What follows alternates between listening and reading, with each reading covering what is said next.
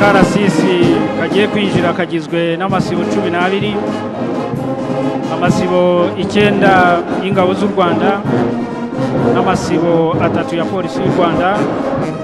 Bakaba binjiye barangajwe imbere n'itsinda rya muzika riyobowe na Lieutenant Jean-Claude Bitingimana yungirijwe na Lieutenant Frank Kamugisha.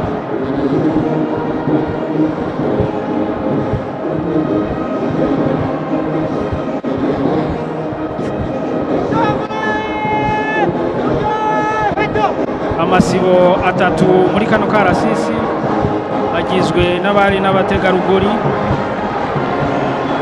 ba RDF na polisi.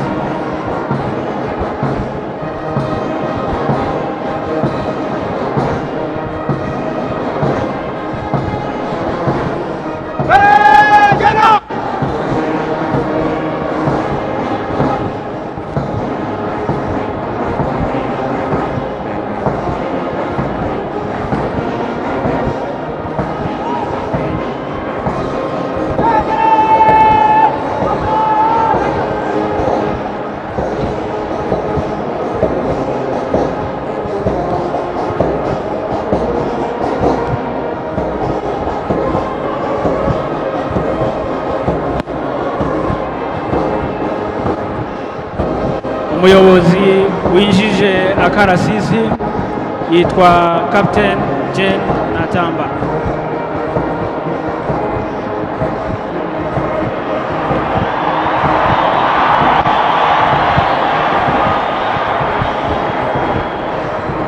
Isibo ya mbere iyobowe na Lieutenant Rolion Gihozo na Lieutenant Augustin King Mudaherano.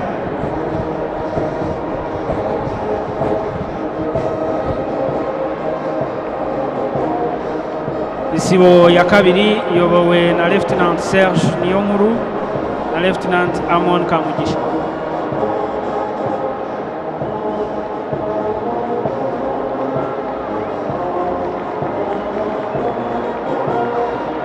Isibo ya gatatu iyobowe na Lieutenant Daniel Niyonzima na Lieutenant Eric Habiyaremye.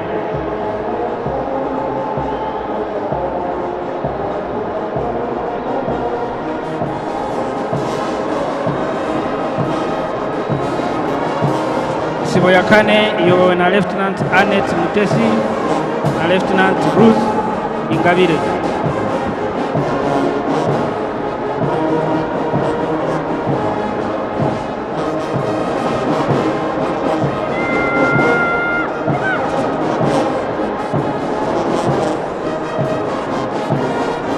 Isibo ya gatanu iyobowe na Lieutenant Delphine Ugiriwabo na Lieutenant Charlotte Rutije.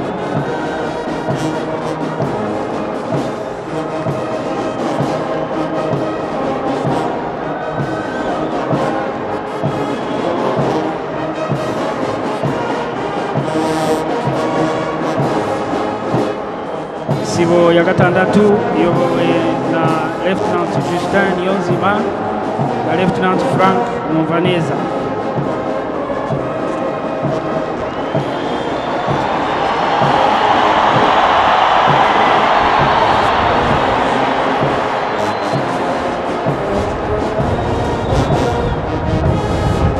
Isibo ya karindwi iyobowe na Inspector of Police Emi Motanyi na Inspector of Police David Bagaba.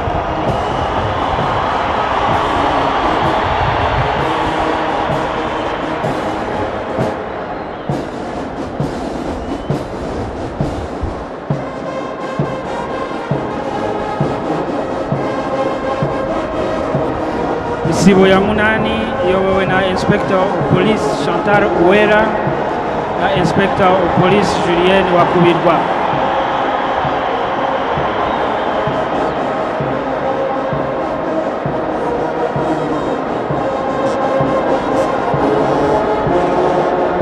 isibo ya cyenda iyobowe na Inspector of Police Thomas Rwagasore na Inspector of Police Ronald Nyarwaya.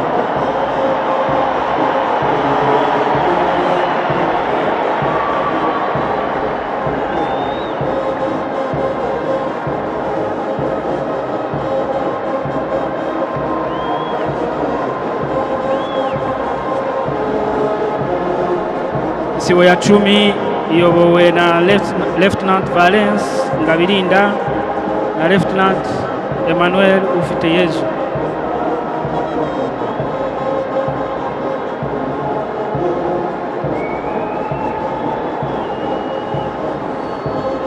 Isibo ya 11 iyobowe na Lieutenant Eric Abingabwa na Lieutenant Celestin Tuyisabe.